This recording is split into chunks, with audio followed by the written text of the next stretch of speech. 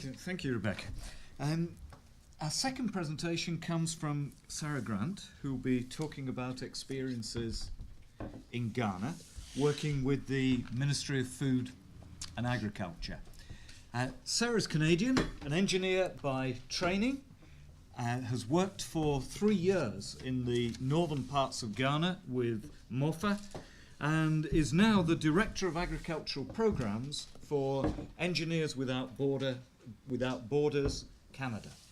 Sarah. Great. Thank you. Good evening, everyone. So, as Steve mentioned, I'm here to share the experiences that we've had with Engineers Without Borders in enhancing the performance of the Ministry of Food and Agriculture in Ghana. EWB has worked with MOFA in Ghana for the last 6 years, spent a significant amount of time in the field. I think I calculated we've spent about 100,000 hours in the field at the district level with extension staff, with farmers, sent over 40 sort of equivalent long-term 1-year placements of people. And so I'm interested to share some of the results and the learning that we have had from this work. So the presentation's pretty short, and we'll cover briefly who Engineers Without Borders is, because maybe you're sort of wondering why an engineer is sitting up in front of you. And then I'll just cover briefly sort of the trends and the context around enhancing MOFA's performance in Ghana and some of the higher level interventions that have gone on, and then talk about our work, which has been focused on the field level, enhancing operations of the ministry, and our learning around sort of, one, what needs to change, and then two, some of the ways in which change could be had within the ministry. So first, who is Engineers Without Borders? I want to share a quote from a lesser-known book called The Critical Villager that says, "The scale of the problems being faced by the third world compared to the limited resources available demand vitally replicable solutions." So this is something that drives Engineers Without Borders and drives what we are aiming to see, namely the issue that solutions in the development sector aren't often effective when they go to scale. And our observations on why that's the case are that there are two things. One is this is due to the low operational ability of African organizations, so the systems, the management processes that exist within these African organizations just aren't there. And two, that the aid environment is not conducive to building this capacity within the organizations, and so it's sort of a self-replicating cycle. So this sort of premise defines who Engineers Without Borders Canada is.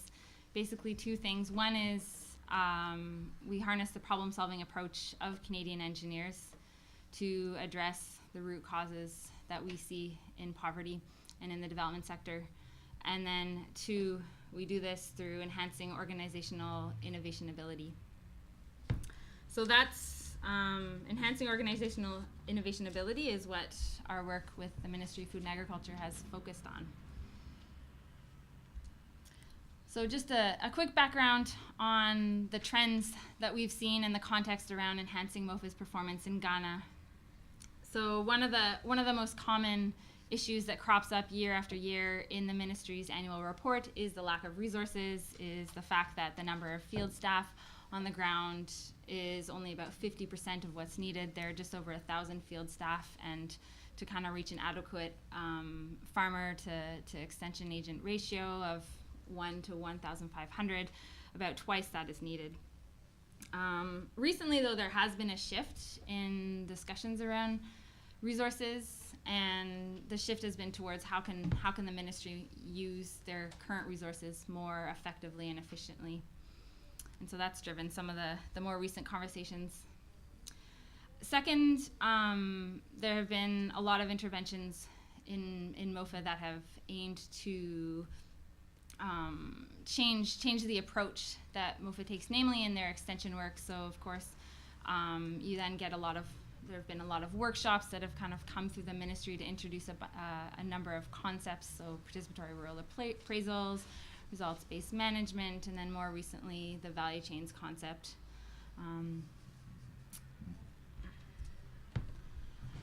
Third, to address the issue of donor collaboration and harmonization with government policies and plans. The Agriculture Sector Working Group in Ghana is quite active. They meet at least on a quarterly basis, and it consists all of the development partners who are working in the agriculture sector, plus the ministry themselves.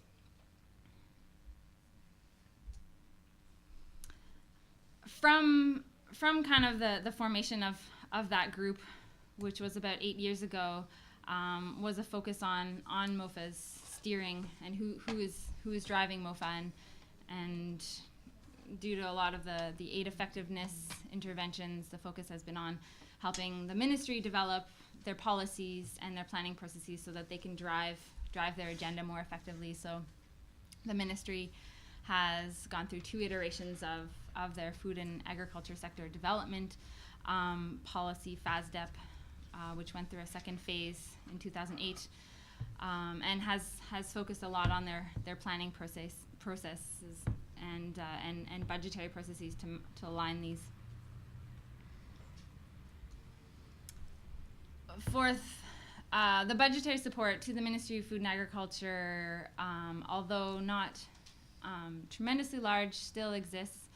Right now, the sole donor is the seat of the Canadian International Development Agency, although I'm not here to brag about them, but they are the only one that are providing this multi-donor budgetary support, which in the whole of Ghana constitutes about 30% of development aid to the government of Ghana. And I won't go into details. There's a very interesting paper that ODI has produced on kind of the limitations and benefits of this approach. And the last couple of years, due to all of the issues around the ministry's functioning, a lot of them sort of came up in Rebecca's presentation. For example, timely release of funds, inadequate resources, inefficient use of current resources. It was agreed that on an annual basis, the development partners and the ministry would get together and do a review of the sector, and namely a review of MOFA's performance. So a very interesting activity. We participated in the second joint sector review just last June, which was very effective at going beyond the typical complaints about lack of resources, and as I said before, looking into some of the more underlying issues of governance, for example. Right now, the challenge is to go beyond the identification of issues and to figure out how do you actually then create the changes necessary within the ministry to address these issues. And that's kind of where Engineers Without Borders come in. As I said before, our expertise is more in operations, so that's where we feel there is the greatest need for change within the ministry. So I'm going to share our experience, our story, if you will, around creating change within the ministry over the last 6 years, and the learning that we've had from it, both on kind of the changes that are needed and then sort of the approaches to create these changes. So our work began in the field and looking at kind of the last line of the ministry, or the first line, depending on how you frame it, looking at the extension services that the ministry provides to farmers, with the thinking that this is one of the fundamental roles that the ministry plays, is to provide this extension service to the more marginal farmers that might not necessarily be able to access this type of service from, say, the private sector. So with innovation on extension services, I think there are kind of a few things under that. One that we noticed very early on was that extension is very much defined by, or successful extension is defined by increases in yields, which is very crop centric. So kind of 2 things. One was a focus on the yield instead of perhaps on increases in income, reduction of risk, increases in profit. and two, a focus primarily on crop production instead of the whole value chain, if you will, the processing, and then also other commodities. So not just production, but livestock, small ruminants, even some of the other sectors such as honey or shea. So this work that we did looking at extension services and trying to figure out what's needed, the changes that are needed on the ground, led us to kind of looking at the field staff themselves and realizing that field staff, after they graduate from college, don't get a tremendous amount of investment. The workshops typically go to the managers, most especially the people in who work at the national level in Accra.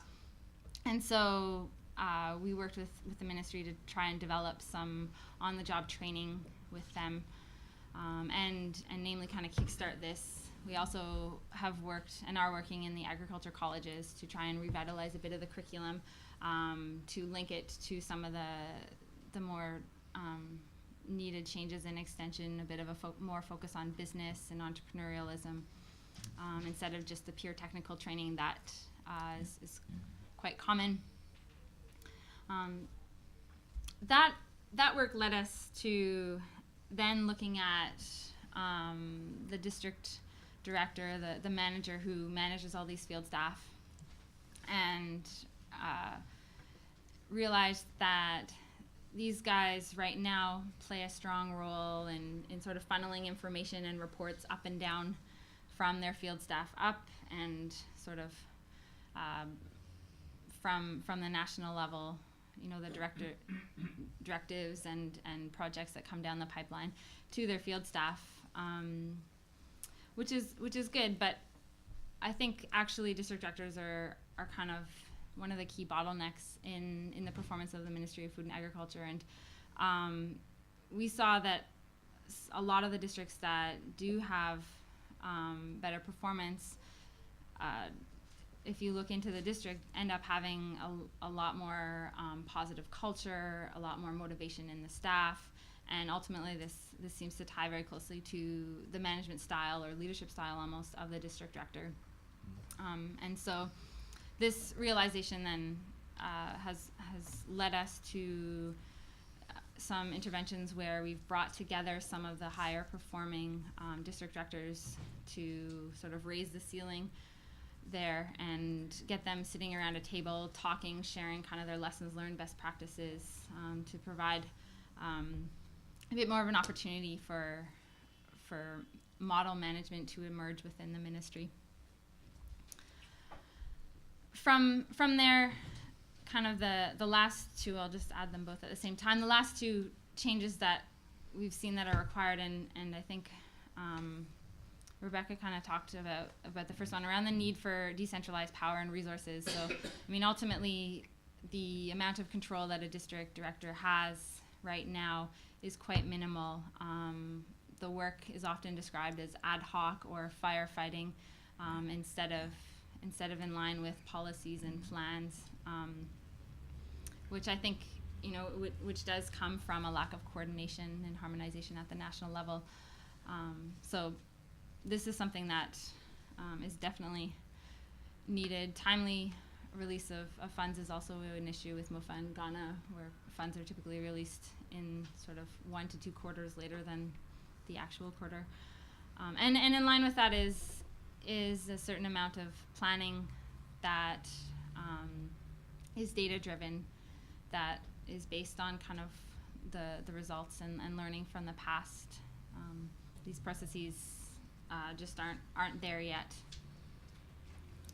So these are kind of the five changes that we've seen, and as I mentioned, we started out really noticing the first one, the innovation on extension services, and really seeing that as an issue. And that was partly just the way that we started within the ministry, being embedded within the district. And as we've continued to work with the ministry, we sort of worked our way up to the national level and have been more and more involved in that work.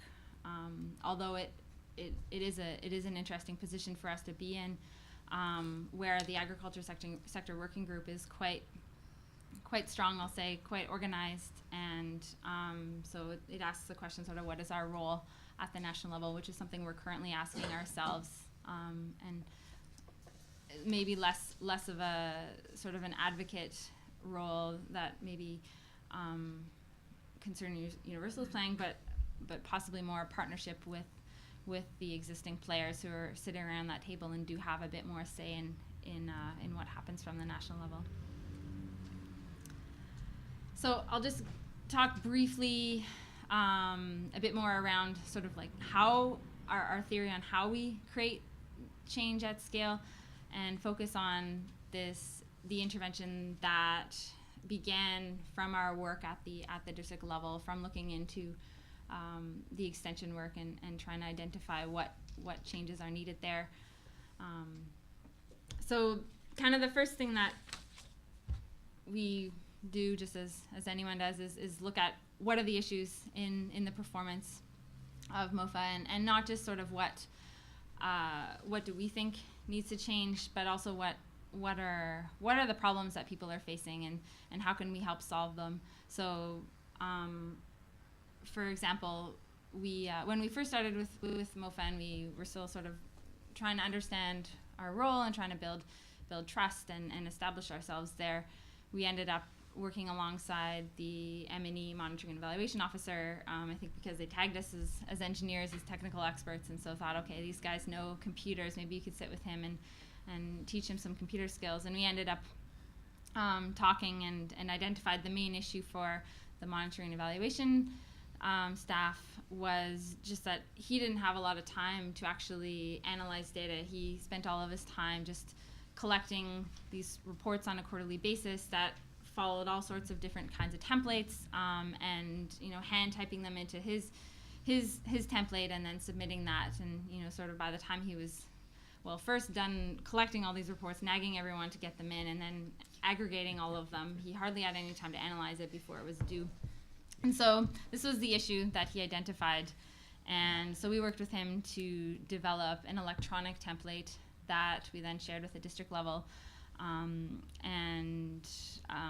That the following quarter, the region that we were working in, the northern region of Ghana, was the first to submit their report, and so this got the attention of the national level of the ministry, and so they said, why are you guys the first? You're always the last. Northern region has 20 districts, which is probably about twice what the average region has. There are 170 districts in Ghana. And so they looked into why he was so quick and saw the template, and then thought, okay, well, we got to share this across everyone. So that was actually kind of the first experience that did define a bit of our theory around how we could create change at scale, was if we are able to identify these issues that are facing everyone. So that, the issue of timely submission of reports was something that was felt by the district M&E officers, the regional M&E officers, and then the national level. And so once we figured out an intervention that addressed all three of those issues, there was a natural pull to share this. So at the extension level, one of the things that we noticed was that in about 4 years ago, there had been a lot of projects that the ministry had been working on that had distributed loans to farmer groups, and most of these farmer groups had not paid back their loans, and so this was a big issue within the ministry. So then we looked into, okay, who's actually been able to solve this issue, who has had success in the past, and so we identified those extension staff and sort of identified what are they doing differently.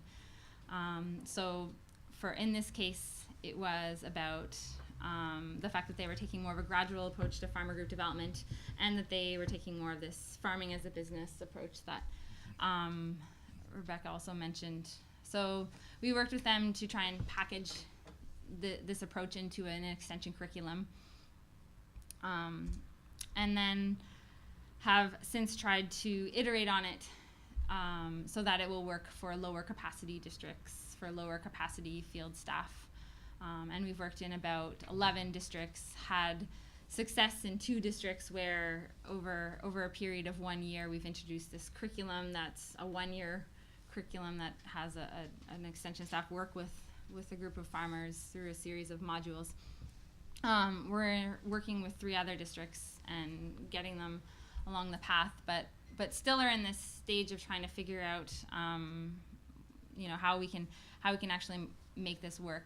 And I think one thing where we've gotten stalled is one reason why we've been stalled is because of the increase in investment in the Ministry of Food and Agriculture over the last 3 years. With the new government coming in, there's a lot more interest in agriculture projects by the minister. There's certainly been an increase in agriculture projects as well following the food crisis of 2007-2008, which has taken a lot of time and created a whole set of new problems that didn't exist when we started.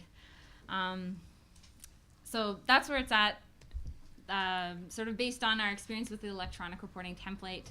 Our aim was then to demonstrate the change and to get other people to notice it.